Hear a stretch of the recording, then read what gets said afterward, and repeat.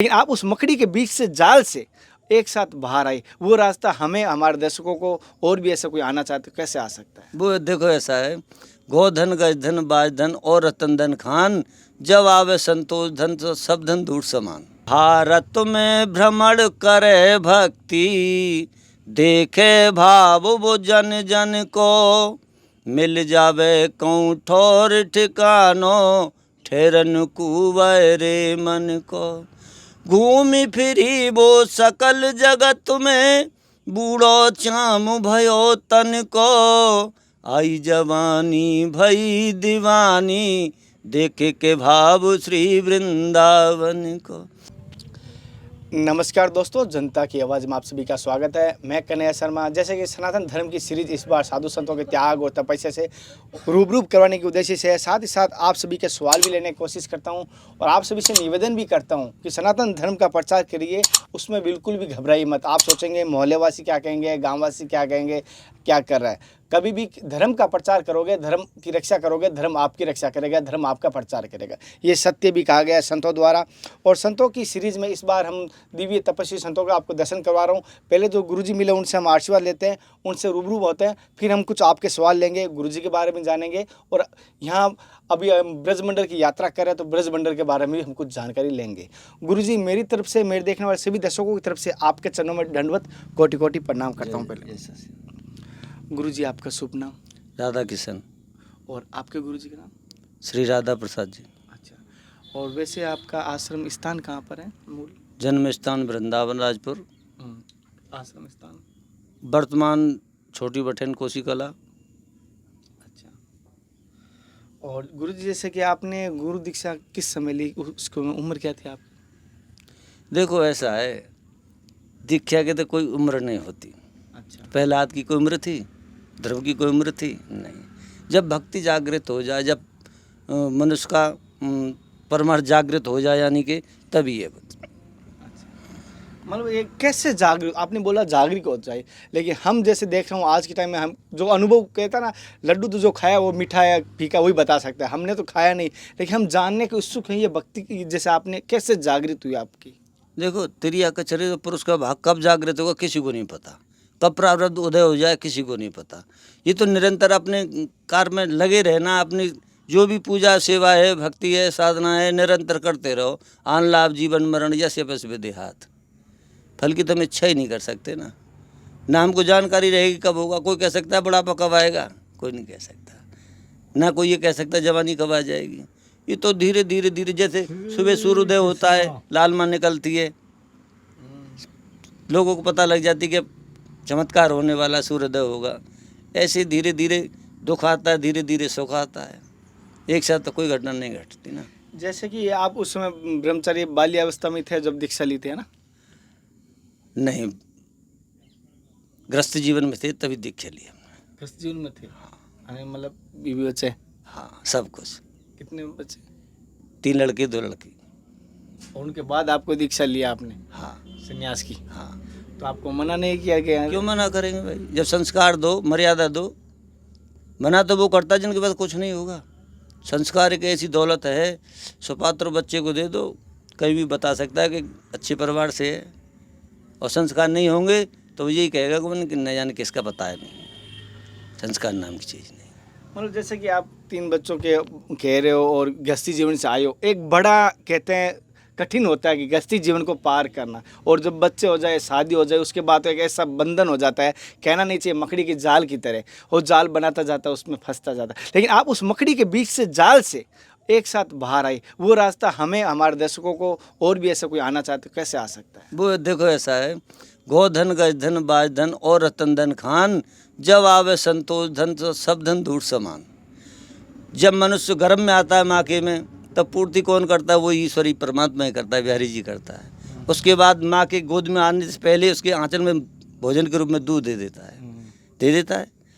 जब दांत नहीं होंगे तब तक दूध का पालन होगा, और दांत आने से 36 व्यंजन 56 प्रकार के भोग दे देता है ना। ऐसे ही कर्म और धर्म, जो जीवात्मा आता है जीव संसार में, वो अपना कर्म और धर्म साथ लाता है। हर माता पिता चाहते हैं कि मेरा बच्चा पढ़े लिख के अच्छा बने, है, सत्य है, कहते हैं ना। हाँ। पर ऐसा होता नहीं, क्योंकि सबका अपना अपना कर्म है ना। जब माता पिता ही बच्चों के लिए कर देंगे तो बच्चे क्या करेंगे फिर? और गुरुजी माफ़ी चाहूँगा, जैसे आज के टाइम में अगर मैं या मेरे भाई अगर कोई ऐसा लेता है तो उनको ऐसा कहता है कि तेरी, माफ़ी चाहूँगा गलती हो जाए तो, कहते हैं कि तेरी कमाने की नहीं है, तेरी ये काम करने की इच्छा नहीं है, तुम बेरोज़गार इसलिए बन रहा है, या तेरे को काम नहीं होता इसलिए बन रहा है। ऐसे बहुत सारे ताने समझ रहे होंगे, गाली कहते हैं, ताने कहते हैं, वो मिल रहे हैं। हालांकि मेरे दोस्त ने एक बार कोशिश भी की और उसको सन्यासी में आके वापस वो गस्ती में चला गया, ऐसे तानों से परेशान होके। देखो, जब तक स्वर्ण को तपाया नहीं जाएगा तब तक वो गहना बन नहीं सकता है। जमाना तो ये कहेगा देखो सुनार कितना तपा रहा है, इसको कितना पीट रहा है, पर उसका स्वभाव है वो। जब तक वो तपेगा नहीं, जब तक गहना बनेगा नहीं। तपना जरूरी है। हाँ, वो तपेगा वही जिसको संतोष होगा। और जैसे कि आप यहाँ इस वृंदावन भूमि का जन्मभूमि है आपकी, हम सौभाग्य हैं कि आप एक तरफ से ब्रजवासी हो, एक तरफ से आप संत हो, तपस्वी हो। तो हम एक चीज़ जानना चाहते हैं, मैंने आए दिन आपसे ज़्यादा कोई जान नहीं पाएगा क्योंकि आपकी जन्मभूमि है और संत की पदवी पर हो। तो यहाँ पे मैंने देखा है आए दिन रमणीय रेती का वर्णन सुना है। रमणीय रेती में आए दिन कोई भी भक्त लोटपोट होते हुए दिखाई देता है, यहाँ पे लेटते हुए दिखाई देता है, और यहाँ की महिमा मैं सुनते सुनते गदगद होता हूँ। तो एक बार आपके मुख से, आपके मुखारबिंद से हमारे सभी दर्शकों को यहाँ का महत्व बताए रमणीय रेती का और वृंदावन भूमि का। देखो ऐसा है, मैं 4 लाइन बोलूँगा हाँ। कि भारत में भ्रमण करे भक्ति, देखे भाव वो जन जन को, मिल जावे कहूँ ठोर ठिकानो, ठहरन कुवै रे मन को। घूमी फिरी वो सकल जगत में, बूढ़ो चाम भयो तन को, आई जवानी भई दीवानी, देखे के भाव श्री वृंदावन को। तो वृंदावन जो है ना, रज की महिमा है, जो भी है रज की महिमा, रज की महिमा है, ब्रज की रज की महिमा है। हम चरण पादुका नहीं पहनते। अच्छा, नंगे पैर चलते हैं? इसीलिए नहीं पहनते क्योंकि हमने इस भूमि में जन्म पाया है। अच्छा। अगर हम जूते चप्पल पहनेंगे तो रज में ठोकर लगेगी, इसका अपमान होगा, दोबारा शायद जन्म नहीं मिले। फिर जब तक ज्ञानता थी तब तक पहना, जब ज्ञान हो गया फिर छोड़ दिया सब। गुरुजी एक चीज़ मैं जानना चाहता हूँ, कुछ भक्तों का सवाल है वो मैं जानना चाहता हूँ आपसे, महिलाओं का ज़्यादा सही है कि भगवान की या किसी संत की अगर असीम कृपा पानी हो तो किस मार्ग से पा सकते हैं, या कौन से उनको प्रसन्न करने का, संत को चाहे भगवान को कैसे प्रसन्न कर सकते हैं, या किसी को भी प्रसन्न करने का मेन मूल मंत्र क्या है? साम दाम दंड भेद, यानी कि सेवा एक ऐसा हथियार है, कुछ भी ना हो तन से ही सेवा कर देगा किसी की, तब भी प्रसन्न कर लेगा। आशीर्वाद तभी मिलेगा जब किसी का आत्मा को सुख देगा, अन्यथा आशीर्वाद नहीं मिलेगा। सेवक ही एक ऐसी चीज़ है कि जिसमें कोई लागत नहीं है, और सेवक ही धर्म कठोर है, और सेवा करे सो मेवा पावे। पर आजकल तो मनुष्य इतना आलसी है गो है, करनो ही ना चारो बाबा पहले आशीर्वाद दे दे, पीछे भोग लगा दूंगा। समस्या तो ये है ना, किसान खेती को बोएगा नहीं तो फसल कहाँ से काटेगा। जब मनुष्य करेगा ही नहीं तो फिर पा नहीं सकता है, महत्व नहीं समझ में आएगा उसके अंदर। वो किसान बोता है, उसको कितनी महत्वता समझता है, तब उसका समझ में आता है उसके भाई कितनी कठिन खेती होती है, और जो करेगा ही नहीं तो कुछ नहीं प्रभु। जैसे कि आप तो तपस्वी हो, तो आपने भगवान की प्राप्ति की होगी या भगवान को आपने दर्शन किए होंगे कभी? देखो ऐसा, भगवान के 2 प्रमाण हैं, भा माने भूमि, गा माने गगन, भा माने वायु, आ माने अग्नि, ना माने नीर। एक तो भगवान का प्रमाण ये है, वायु हमको महसूस होती है, दिखाई नहीं देती है, धूप हमको महसूस होती है, दिखाई नहीं देती है। ऐसे ही एक भगवान हमारे माता पिता हैं। भग यानी कि योनि, वान प्लस लिंगी, दोनों का मिलन होने से हमारी उत्पत्ति हुई। तो हमारे लिए तो हमारे माता पिता ही श्री भगवान हैं, वही तो लाए हमको इस संसार में। तो 2 भगवान है, कौन से भगवान की बात कर रहे हैं? अब तो लोगों का सवाल है, कुछ माताओं का, तो मैंने सोचा क्यों नहीं आपसे जानना चाहूँ। देखो सर्वप्रथम तो उस भगवान को तो कभी देखा नहीं जिसकी हम बात करें, ठीक है ना। ईश्वर कहें, परमात्मा कहें, जिनसे हम जन्म पाए वो तो साक्षात देखे हमने। पर आजकल तो स्वभाव यही है कि जिंदे भगवान को कोई नहीं मान रहा है, मरे पीछे कौन मानेगा। माता पिता भगवान को नहीं मानता तो उसके दर्शन कहाँ से पालेगा? कहाँ से पालेगा परमात्मा के दर्शन? फिर वो नहीं पा सकता। जैसे कि कहा है कि जिंदे माता पिता को अगर आज तक प्रसन्न नहीं कर पाए तो उन भगवान को कैसे प्रसन्न कर पाएगा? वो दर्शन नहीं होगा। दर्शन कैसे संभव है? ये संतों का कहना है। उनके ऊपर भगवान की कृपा नहीं हो सकती। और बहुत सारा एक जैसे कि हमारे जीवन में अपना कौन है, मेरा कौन है, अगर ये सवाल बहुत सारों का आता है, सुंदर बात। मेरा कौन है, मेरा कौन है, मैं किसका हूँ? बहुत सुंदर बात, बहुत सुंदर बात। संसार में जीव के दो हिमायती होते हैं, एक उसका धर्म और एक उसका धैर्य। एक उसका धर्म और एक उसका धैर्य। जिसके पास धैर्य बना हुआ है वही योद्धा युद्ध जीतता है। जिसका धैर्य खत्म वो हार जाता है। कोई भी मंजिल हो, चाहे संत की हो, चाहे योद्धा की हो, चाहे कर्मचारी किसी की भी हो, जिसका धैर्य और धर्म जितना मजबूत है उसका परमात्मा ईश्वर उतना ही पास करीब है। जिसका धर्म जितना कमजोर है उसका ईश्वर उससे उतना ही दूर है। प्रभु से पहले उसका धर्म और धैर्य मदद करता है जीवात्मा की, उससे पहले कोई मदद नहीं कर सकता। जैसे कि गुरुजी एक माफ़ी चाहूँगा, लेकिन आज के टाइम में देख रहा हूँ ज़्यादातर लोग हैं ना जो कहना नहीं चाहिए, बहुत सारे इस भेष में छिप रहे हैं। जैसे उसमें लोगों का कहना है हम संतों को कैसे पहचाने, साधुओं को कैसे पहचाने, गुरुओं को कैसे पहचाने, उनके मन में एक संशय होती है।